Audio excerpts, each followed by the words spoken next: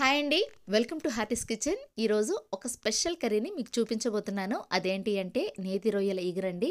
ఈ curry taste చాలా చాలా బాగుంటుంది. ఎప్పుడు చేసుకునే రొయ్యల కూర కాకుండా ఇలా కొంచెం కొత్తగా ట్రై చేస్తారంటే చాలా చాలా బాగా కుదురుతుంది. తినడానికి కూడా చాలా కమ్మగా ఉంటుంది. మరి ఆలస్యం చేయకుండా వీడియోని అయితే చివరి వరకు చూసేయండి. ఈ కర్రీ కోసం అయితే పెద్ద రొయ్యలు మాత్రమే తీసుకోవాలండి. చిన్న రొయ్యలు అసలు వేయద్దు. నేను కేజీ రొయ్యల్ని శుభ్రంగా కడిగి ఈ విధంగా పెట్టుకున్నాను.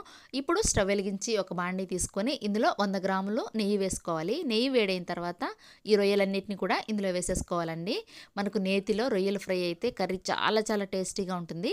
ఇప్పుడు ఇందులోనే కొంచెం పసుపు, ఉప్పు కూడా వేసుకొని ఒక 2-3 నిమిషాల పాటు మనం లో ఫ్లేమ్లో మూత పెట్టి ఉడికించుకోవాలి. ఎక్కువసేపు ఉడకద్దండి, రబ్బర్గా అయిపోతుంది రొయ్య. అందువల్ల మనం కొంచెం చిన్న ఫ్లేమ్ పెట్టుకొని ఒక 3 మినిట్స్ పాటు ఈ రొయ్యల్లో నుంచి వాటర్ అంతా కూడా బయటకు వచ్చే విధంగా ఉడికించుకోవాలి. ఇప్పుడు దీనికి మసాలా రెడీ చేసుకోవాలండి. దానికోసం ఒక 7-8 ఎండుమిర్చి తీసుకొని, కొన్ని కొబ్బరి పలుకులు తీసుకొని, ఒక స్పూను తెల్ల నువ్వులు తీసుకొని ఒక 15 నిమిషాల పాటు నీళ్లు పోసి నానబెట్టుకోవాలి. ఇప్పుడు వీటన్నిటిని ఒక మిక్సీ జార్లో వేసుకొని 2 స్పూన్లు పెరుగు వేసుకోవాలండి. పెరుగు వేసుకున్న తర్వాత కొన్ని కొత్తిమీర, పుదీనా ఆకులు కూడా వేసుకోవాలి. ఇందులోనే 5-6 వెల్లుల్లిపాయలు పొట్టు వలిచి వేసుకోవాలి. 10 గింజల మిరియాలు కూడా వేసుకొని వీటన్నిటిని మెత్తగా గ్రైండ్ చేసి పక్కన పెట్టుకోవాలి. ఇప్పుడు స్టవ్ వెలిగించి ఒక కడాయి తీసుకొని ఇందులో మరొక 100 గ్రాములు నెయ్యి వేసుకోవాలండి.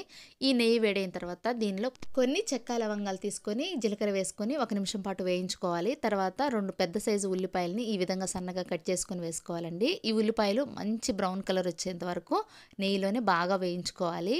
ఉల్లిపాయలు వేగేటప్పుడే కొన్ని కరివేపాకు ఆకులను కూడా వేసుకొని వేయించుకోవాలి. తర్వాత ఒక చిన్న స్పూన్తో అల్లం వెల్లుల్లి పేస్ట్ వేస్తున్నానండి. ఈ అల్లం వెల్లుల్లి పేస్ట్ మనకు పచ్చివాసన పోయేంత వరకు ఒక 3-4 నిమిషాల పాటు వేయించుకోవాలి.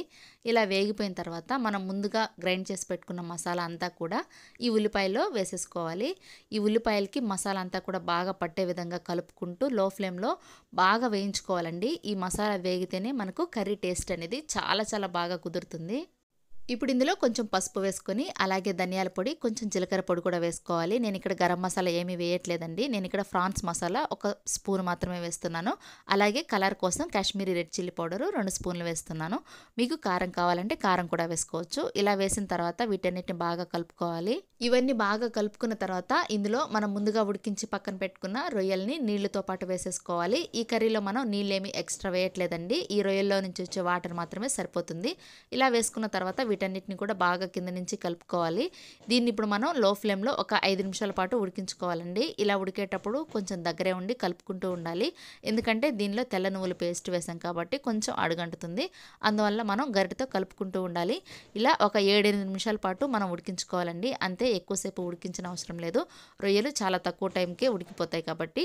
ఇలా ఉడికిన తర్వాత ఇప్పుడు ఇందులో సన్నగా కట్ చేసి పెట్టుకున్న కొత్తిమీర, పుదీనా వేసుకొని కొంచెం నిమ్మరసం వేసుకొని అంతా ఒకసారి బాగా కలిపేసి ఒక 2 నిమిషాల పాటు ఉడికించామంటే దీనిలో ఉండే వాటర్ అంతా కూడా పోయి పైకి నెయ్యి తేలుతుందండి.